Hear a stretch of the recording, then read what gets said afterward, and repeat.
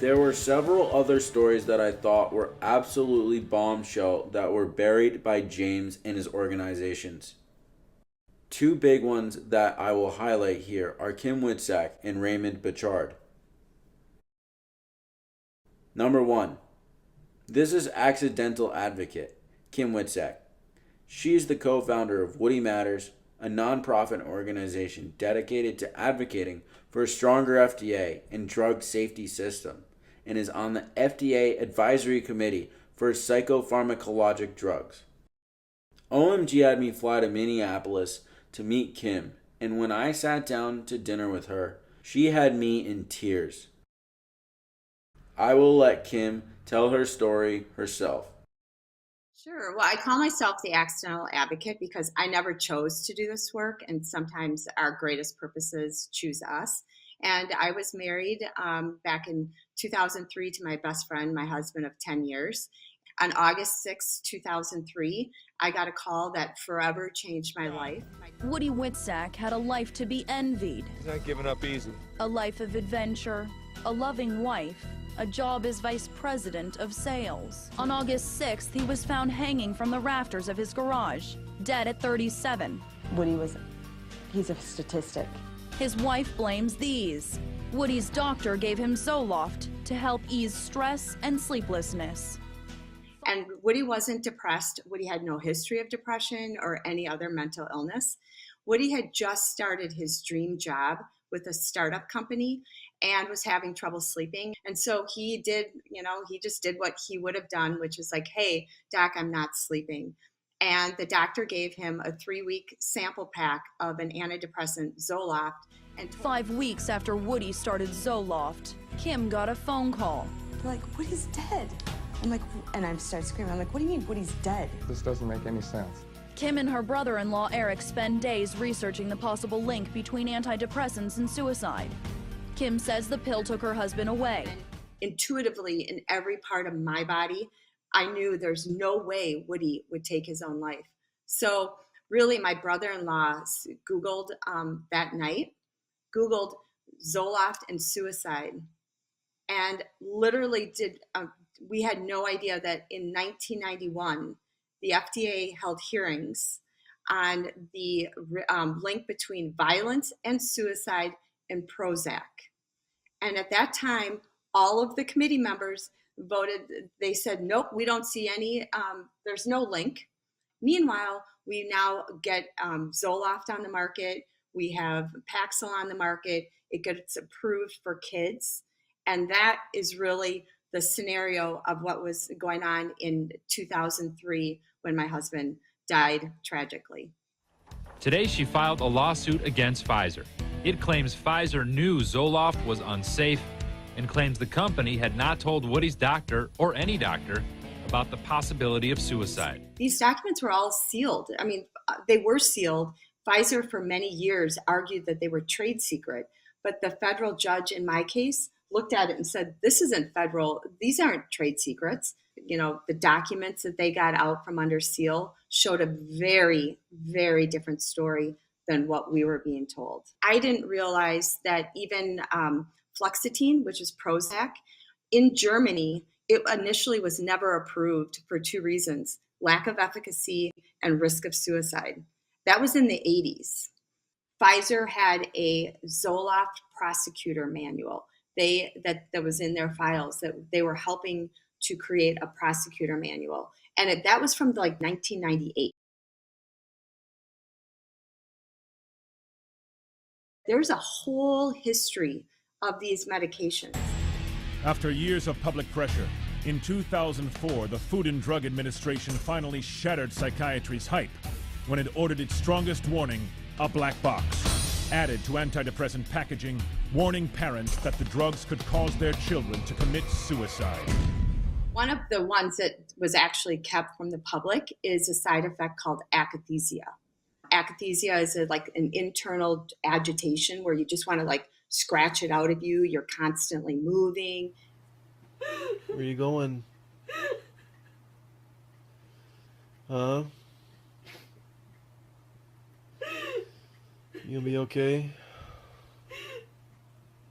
And literally one of the documents that was Pfizer Chief Medical Officer, Dr. Roger Lane, had written an article discussing what akathisia is in a journal that is public.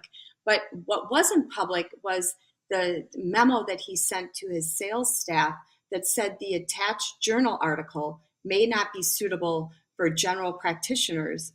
And in that journal article, he said, if a person experiences akathisia, which is that internal like restlessness, quote unquote, his words, death may be a welcome result, because you just want it to end. And so they kept that from GPs. And so this is what I'm saying, like when you saw all this in black and white on their letterhead, this is, and my husband's dead, and you guys knew this? Like, I don't understand. When I met with Kim in Minneapolis for OMG, she explained to me that she was removed from the FDA Safety Committee vote on the smoking cessation drug Chantix. She was sounding the alarm on the FDA allowing the black box warning to be removed from the drug in 2016. This is the first time that this has happened with any drug ever. Her being removed from the vote was unprecedented for drug safety. This was the video that she showed to the FDA Advisory Committee.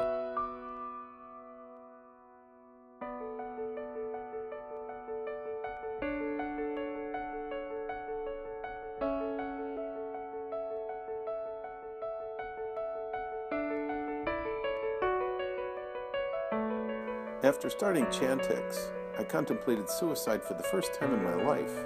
I woke my boyfriend up in the middle of the night and started physically beating him. It was like I had no control. I eventually had to be sent to a crisis center. 2 weeks later, my dad was dead from a self-inflicted gunshot. I had a horrible nightmare that I was lying. I became depressed for no apparent reason. I thought I might go crazy. After taking Chantix, I became paranoid. I began to have suicidal thoughts and incredibly bad. 1 more week. 3 weeks after my son started Chantix, he began acting odd. After a week of taking Chantix, I rolled right up in bed, screaming and red, looking around the room for Bill.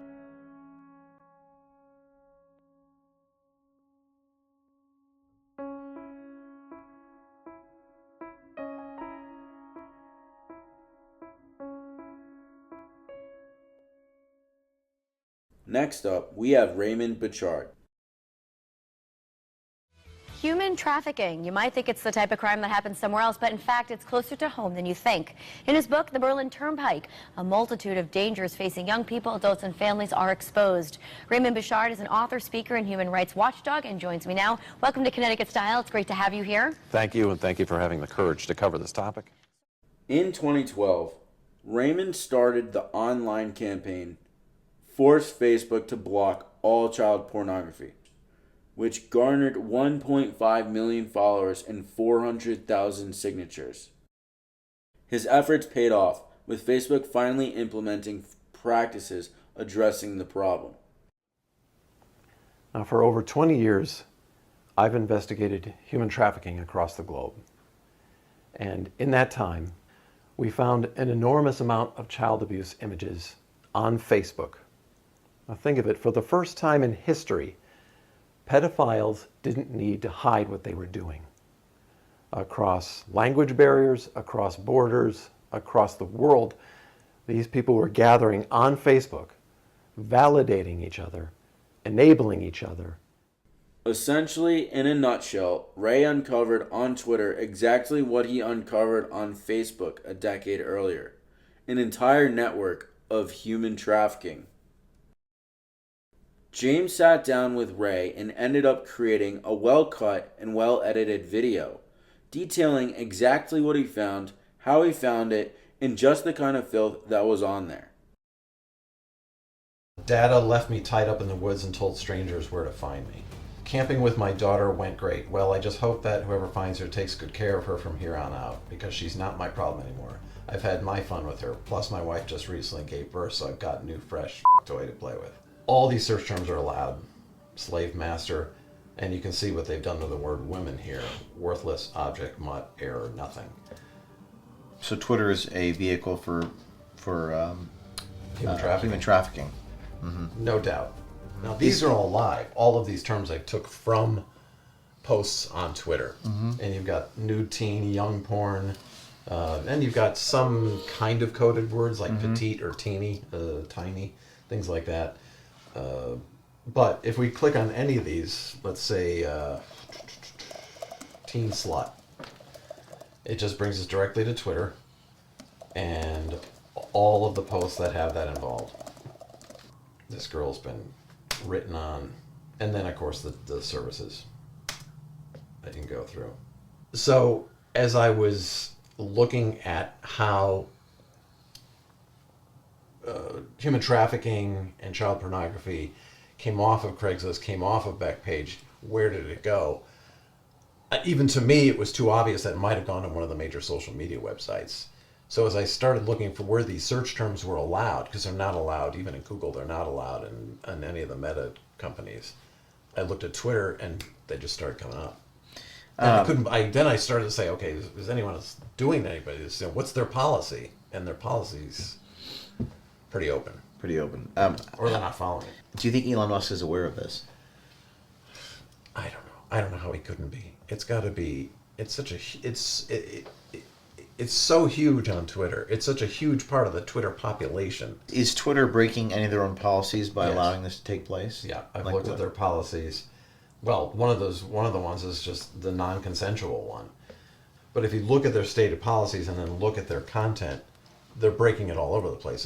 They're literally ignoring all of their cybersecurity policies. Absolutely ignoring it. And this was happening before Elon Musk purchased the company. And I'm not the only one to say this. There's law enforcement saying this, there's journalists saying it. Unfortunately, you never saw this footage.